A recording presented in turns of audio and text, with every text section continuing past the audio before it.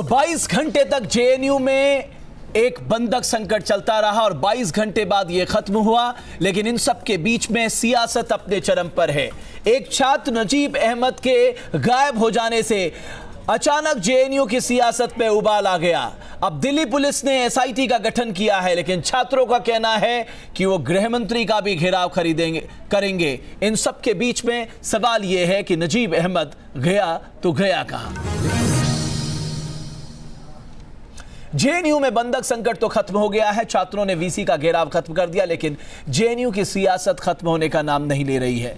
छात्र संगठन अब कह रहे हैं कि कल वो केंद्र के खिलाफ अल्लाह बोलेंगे। कल गृह मंत्री के खिलाफ प्रदर्शन करने का ऐलान किया गया है।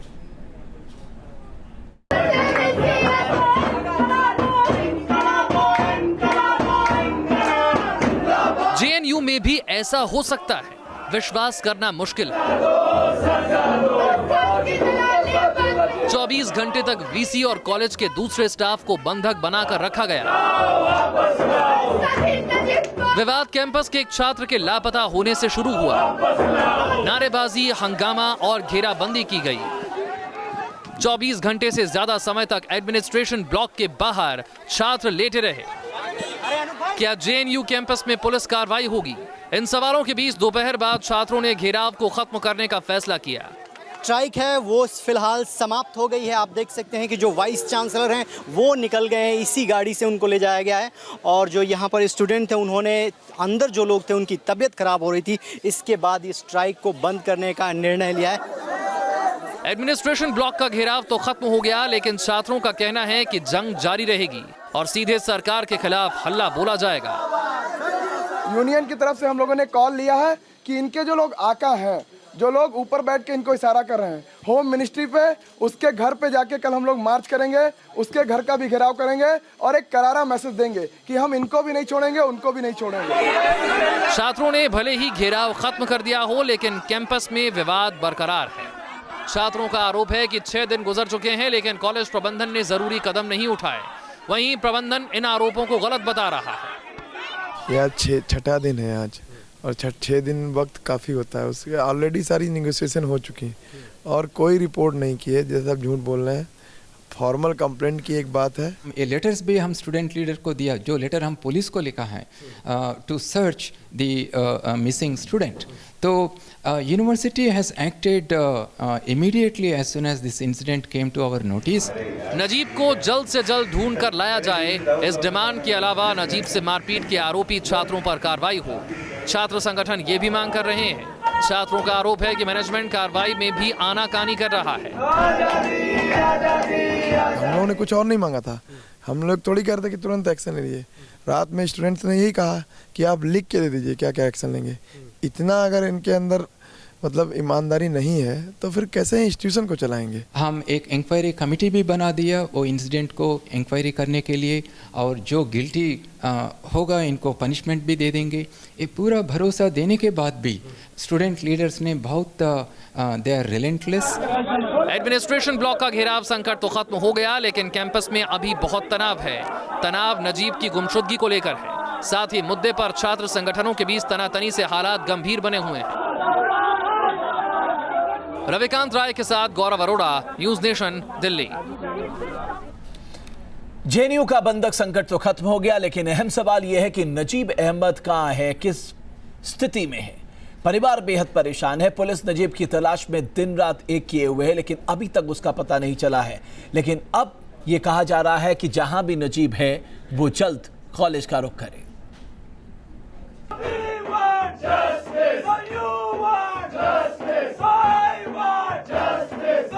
जेएनयू में सियासत उबाल पर है, लेकिन सबसे बड़ा सवाल गुमशुदा छात्र नजीब अहमद का है। कहां है नजीब अहमद? हर कोई इसी सवाल का जवाब जानना चाहता है। पूरे देश में इस गुमशुदगी से हड़कंप है। नजीब अहमद एमएससी बायोटेक्नोलॉजी के फर्स्ट ईयर का छात्र है। वो जेएनयू के माही मंडावी हॉस्टल के कमरा नंबर 102 में रहता था। शनिवार सुबह से वो लापता है। यूपी के बदायूं का रहने वाला है नजीब। बदायूं में नजीब का परिवार परेशान है। नजीब के पिता हार्ट पेशेंट हैं और नजीब के लापता होने की खबर के बाद उनकी हालत बिगड़ने लगी है। कि मेरे भाई जो है उसका तो बुरा हाल है, मैं क्या बता सकता हूँ। और ज़ाहिर बात है कि औलाद का दर्द जिस पर गुजरती है वही जानता है। बस हम सब, पूरा परिवार, हमारा पूरा ख़ानदान परेशान है इस चीज़ के लिए। बस हम चाहते हैं कि बच्चा हमारा मिल जाए और हमें कुछ नहीं चाहिए किसी किस्म का भी। क्या लगता है आपको किन लोगों ने इस तरह की हरकत की है, कुछ है अंदाजा? इसके बारे में तो मैं क्या कह सकता हूँ कि कौन है, मैं किसी पे आरोप नहीं लगाऊंगा मैं किसी किस्म का भी कि किसने क्या किया है। और तो अब लोग तो प्रोपेगेंडा करते हैं, मैं किसी प्रोपेगेंडे से अलग रहना चाहता हूँ। नजीब की तलाश के लिए दिल्ली पुलिस दिन रात एक किए हुए है। कई जगहों पर नजीब के पोस्टर लगाए गए हैं। जानकारी देने वालों के लिए इनाम का ऐलान किया गया है। इसकी तलाश हो रही है और जो भी व्यक्ति नजीब अहमद को बताता है या उसको देखता है तो वो सीधे पुलिस स्टेशन में जाए और उसके बारे में बताए, उसको 50,000 रुपए का इनाम दिया जाएगा। इसी तरह के पोस्टर हम आपको बता दें, पूरी यूनिवर्सिटी में इसी तरह के पोस्टर लगाए गए हैं। दिल्ली पुलिस की तरफ से तमाम पर्चे बांटे गए हैं और ये एक तरह से सबको बताया गया है कि किसी को भी अगर नजीब अहमद की सूचना मिले तो जल्द से जल्द पुलिस को दे। नजीब गुमशुदगी मामले पर गृह मंत्रालय की भी पैनी नजर है। गृह मंत्री राजनाथ सिंह ने मामले में दिल्ली पुलिस कमिश्नर से बात की है।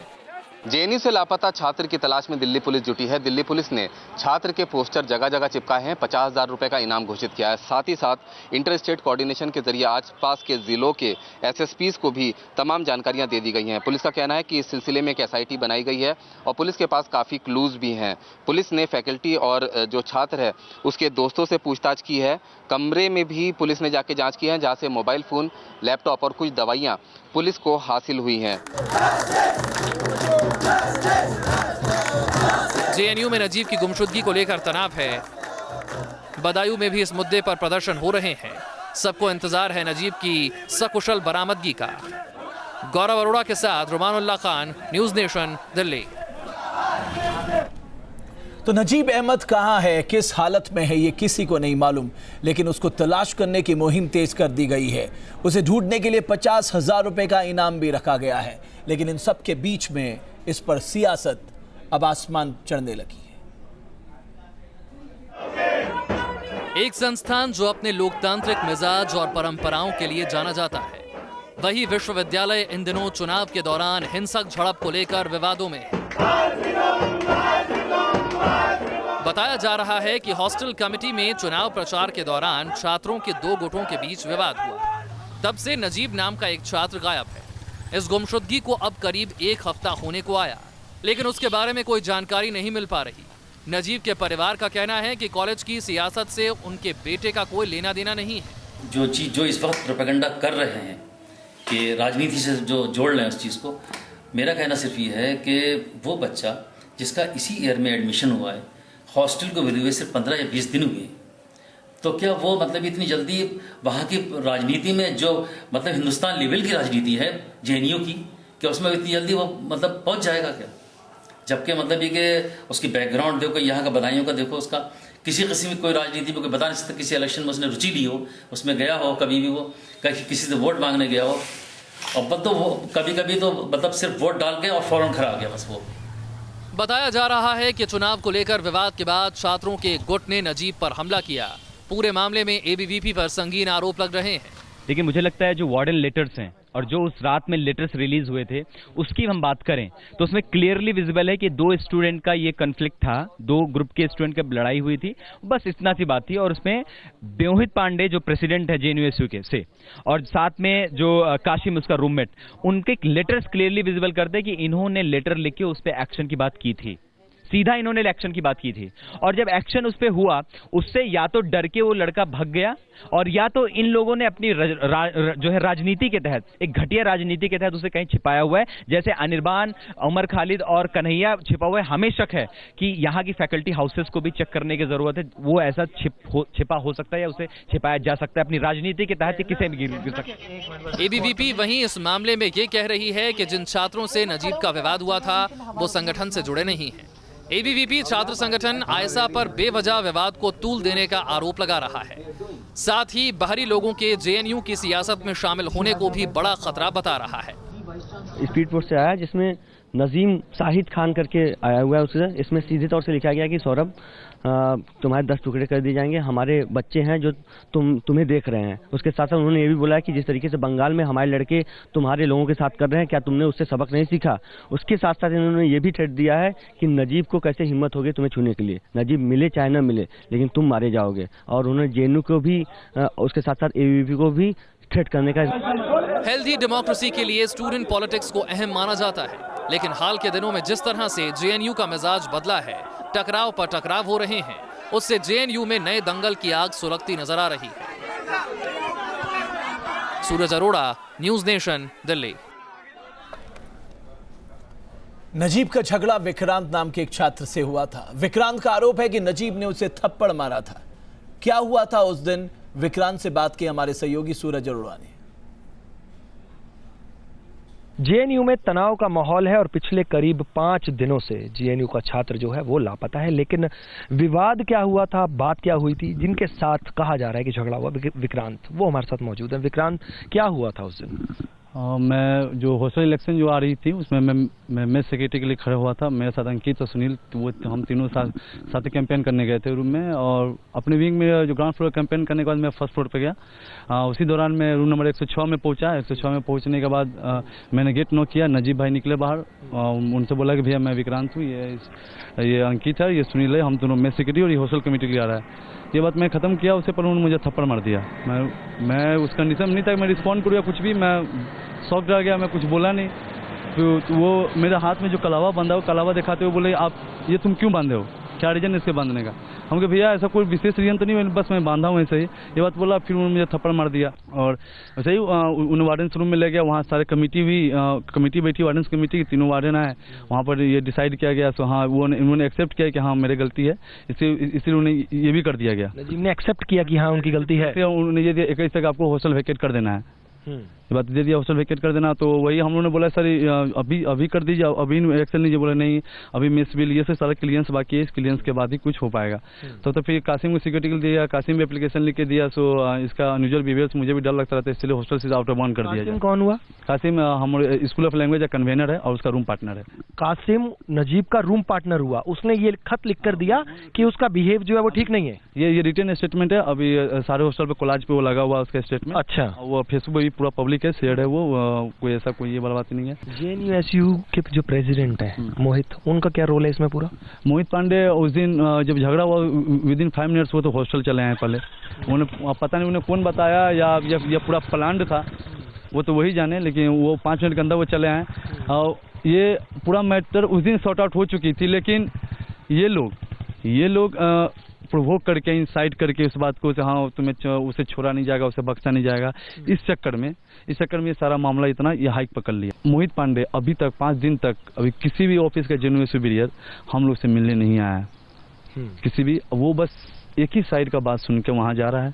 हम लोग पास अभी तक कोई भी, चाहे कोई भी हमारा कन्वेनर ही हो, काइन हो, कोई अभी तक मेरे पास नहीं आया। बस चलिए, शुक्रिया न्यूज़ नेशन से बात करने के लिए। तो ये विक्रांत थे जो उस घटना के चश्मदीद हैं, जिनके साथ ये घटना घटी है। वीडियो जर्नलिस्ट कमल किशोर के साथ सूरज अरोड़ा, न्यूज़ नेशन दिल्ली।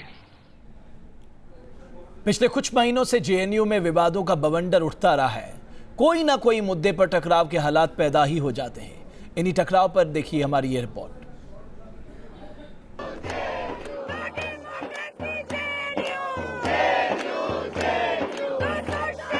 वैचारिक विविधता और विमर्श की संस्कृति, यही जेएनयू की पहचान रही है। लेकिन पिछले कुछ महीनों में जेएनयू में जैसे विवादों का बवंडर खड़ा हो चुका है। प्रदर्शन, नारेबाजी और हंगामा, किसी न किसी विवाद की वजह से जेएनयू से ऐसी ही तस्वीरें देश के सामने आती रही हैं।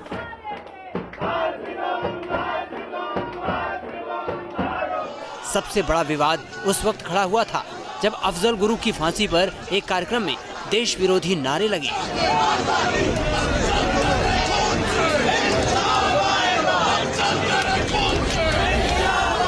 पूरे देश में राष्ट्रवाद पर नए सिरे से बहस छिड़ गई। हालात इतने बिगड़े कि जेएनयू छात्र संघ के अध्यक्ष कन्हैया कुमार को जेल जाना पड़ा। छात्र राजनीति में खास पहचान रखने वाले जेएनयू में लेफ्ट का दबदबा है और जब से केंद्र में बीजेपी की सरकार आई है, जेएनयू का मिजाज ही बदल गया है। टकराव की सियासत यहाँ की पहचान बन चुकी है। बीजेपी के मंत्री और नेता कुछ छात्रों पर सवाल उठा रहे हैं। वहाँ पे बंधक बना करके रात में रखना ये बहुत गलत बात है। और जेएनयू में कुछ छात्राएं ऐसे हैं जो लगता है पढ़ने के लिए नहीं आए, वो राजनीति करने के लिए आए हैं। जेएनयू जो है एक पढ़ाई करने का एक बहुत बड़ा संस्था है, इंस्टीट्यूशन है। उसमें पढ़ाई में ध्यान रखें और अपना जो एक्टिविटीज जो करना है वो कानून के दायरे में करें। लेकिन कुछ लोगों का तो शायद आदत सा बन गया। भारत विरोधी नारा, विरोध का तरीका भारत तेरे टुकड़े होंगे, विरोध का तरीका वीसी को बंधक बना लिया जाना, ये कौन सा विरोध का तरीका है? हम भी छात्र रहे हैं, हमने भी बहुत सारे एजिटेशन किए हैं, लेकिन हम इस तरह से मर्यादा नहीं तोड़ते। पिछले दिनों जेएनयू में उठे विवादों के बवंडर पर गौर करें तो गंगा ढाबा बंद करने के सवाल पर हंगामा हुआ। बीफ पर कुछ छात्रों के बयान पर विवाद हुआ। महिषासुर शहादत दिवस मनाने पर सवाल उठाए गए। कुछ दिनों पहले पीएम का पुतला जलाने पर काफी बवंडर हुआ था और अब छात्र की गुमशुदगी को लेकर बवाल खड़ा हो चुका है। जो टीचर इंडिपेंडेंट टीचर है, किसी पॉलिटिकल ग्रुप से हम नहीं है। हम आए हैं कि यूनिवर्सिटी में एक माहौल होना चाहिए पढ़ाने का, बट पिछले 4-5-6 महीने से इस यूनिवर्सिटी का माहौल बहुत बिगड़ा हुआ है। कुछ ये स्टूडेंट्स, कुछ टीचर्स ने इसको अपनी तरह से मोड़ लिया है। जो कुछ हो रहा है उसे देखकर तो यही लगता है कि जेएनयू को किसी की नजर लग गई है। कौन है इसके लिए जिम्मेदार, ये बड़ा सवाल है। लेकिन एक बात तो तय है कि इस संस्थान की साख को बनाए रखने के लिए सबको मिलकर कदम उठाने होंगे। गौरव अरोड़ा, न्यूज़ नेशन, दिल्ली। इस पेशकश में बस इतना ही।